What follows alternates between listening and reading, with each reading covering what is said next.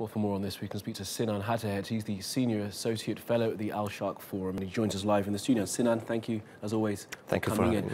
Just first, your initial reactions then to this latest announcement coming out of Astana that these three nations, Russia, Turkey and Iran, have agreed to de-escalation zones. Yeah, well, Idlib was a hot case, whereas it was much easier in other de-escalation zones, and mainly because of al-Nusra Front presence. And even though we could be hopeful for a cessation of hostilities, we are equally doubtful about the capacity of such an agreement to establish peaceful, sustainable, durable peace in Syria, especially since it fails to address the main issue. And here is the transition, the political transition into a democracy, something that this war all started for. I mean, the point of that is that the Nusra Front, of course, a terror organization, will have to be negotiated with in some respects to try and stop the violence in that particular part of the country. Do you think that's kind of an untenable position for the countries to get into? Well, we know for a fact that some of the brigades that have been, some of the armed opposition groups that have been participating in Astana have engaged recently al-Nusra into negotiations to hand over arms. It's a little bit too early to know. Maybe Nusra needs to show, to see a little bit, a small show of force, maybe to see some Turkish army getting into Idlib, also see the same advance from the Russians and the Iranians to reconsider their position. Right now, their position is to resist, but I bet it would change.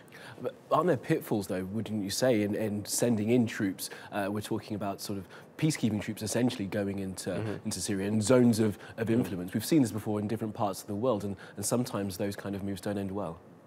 That's very true, but at the same time, there is a large participation from the opposition groups anticipated in this peace process. We are looking into a similar model of the Euphrates Shield, but on a larger scale and a bigger participation from the FSA army. So, and as your sound bites had just shown, there is also some support from the locals. It is true there is a lot of doubts and also maybe fear of Bashar Assad staying in power, because right now, truth to be told, there is no more bargaining to be made with Bashar Assad. The opposition has lost all its capacity to negotiate a forceful turnover. So it all rests on the best intent of Bashar Assad, which he hasn't proved. He hasn't shown his best intent at all, has he? So what happens with Bashar al-Assad going forward? I tried to get some guys to tell me about this yesterday. I mean, if this cessation of hostilities ends with peace across the country and Bashar al-Assad still in power, is that a position that Turkey, Russia and Iran will agree to? And what about the criminal courts, the international criminal courts? He's been shown to have used weapons of mass destruction against his own people. Well, these courts are not going to be created and established in the first place with the help of Russia. Russia is going to use a veto. This process needs to be validated through the Security Council, and for us, it seems that is, impossible at the time being.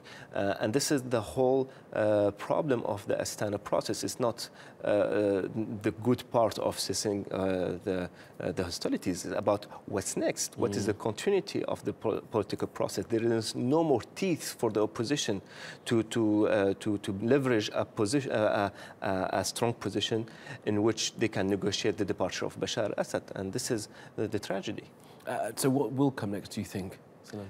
Well, for the time being, let's wait and see what will Nusra be reaction to this agreement, and later on, unfortunately, we are going to wait and will be dependent on the Russians' best intentions to oust Assad. And once again, we have huge doubts that they will produce such efforts. Absolutely. Okay, Sinan Hatahet, always good for your analysis. Thank you for coming in. Sinan Hatahet from the Sharq Forum.